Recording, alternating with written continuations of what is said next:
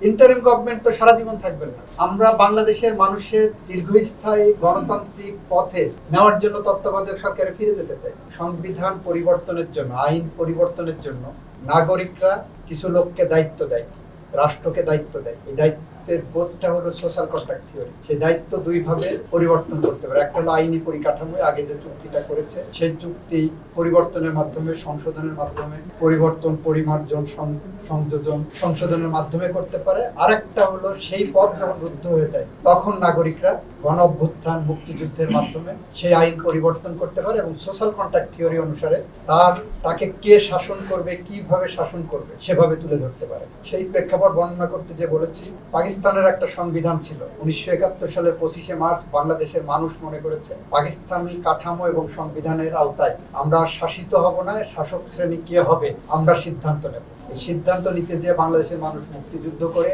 দেশ স্বাধীন করে 25শে মার্চ থেকে 72-এর 4ঠা ডিসেম্বর পর্যন্ত আমাদের কিন্তু সাংবিধানিক কাঠামো ছিল না। তখন আমরা বলেছি স্বাধীনতার ঘোষণা আসছে, প্রভিশনাল কনস্টিটিউশন অর্ডার আসছে, বিভিন্ন রকম ইনস্ট্রুমেন্ট আসছে, যেটাকে আমরা 72 সংবিধানের মধ্য দিয়ে আমরা প্রেক্ষাপট বলেছি যে এইগুলোকে সবগুলোকেই আমরা বলেছি এটা জনগণের ইচ্ছার প্রতিফলন। 90 সালের গণ অভ্যুত্থান পরবর্তী সময়ে রাষ্ট্রপতি পদত্যাগ, উপরাষ্ট্রপতি পদত্যাগ, প্রধান বিচারপতি পদত্যাগ করে অস্থায়ী রাষ্ট্রপতির দায়িত্ব নেওয়া, আবার সাংবিধানিক পদে চিফ জাস্টিস পদে ফিরে আসা, এগুলোও সংবিধানে কিন্তু ওইভাবে ছিল না।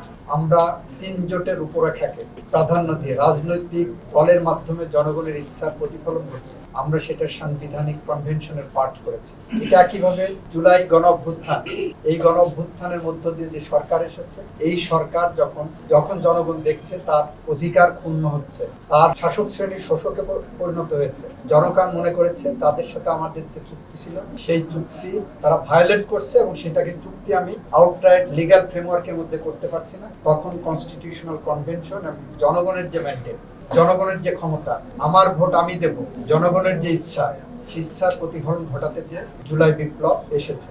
এই বিপ্লবের মধ্য দিয়ে জনগণ বলেছে আমরা বাংলাদেশে গণতন্ত্র চাই, বাংলাদেশের ভোটাধিকার চাই, বাংলাদেশের বিচার বিভাগের স্বাধীনতা চাই, আইনের শাসন চাই, বাংলাদেশের ন্যায় বিচার চাই, বাংলাদেশের মানুষের মানবাধিকার, মৌলিক অধিকার সমুন্নত চাই। এই সবগুলো চাওয়াই গণ অভ্যুত্থানের প্রতিফলন হয়েছে বলে যে ইন্টারিম গভর্নমেন্ট কাজ করছেন, তারা কমিশন গঠন করেছেন এবং কমিশনের মধ্য দিয়ে এক একটি ইচ্ছাকে বাস্তবায়নের পথে এগিয়ে যাচ্ছে। সবশেষ প্রার্থনা থাকবে তত্ত্বাবধায়ক সরকার বাতিল করে যে রায় হয়েছে সেই রায় বাতিল করে বাংলাদেশের মানুষের গণতন্ত্রের দ্বার উন্মোচন করে। ইন্টারিম গভর্নমেন্ট তো সারা জীবন থাকবেন না। আমরা বাংলাদেশের মানুষের দীর্ঘস্থায়ী গণতান্ত্রিক পথে নেওয়ার জন্য তত্ত্বাবধায়ক সরকারে ফিরে যেতে চাই এবং ইতিমধ্যেই দেখেছেন ভূতের মুখে রাম নাম উঠেছে।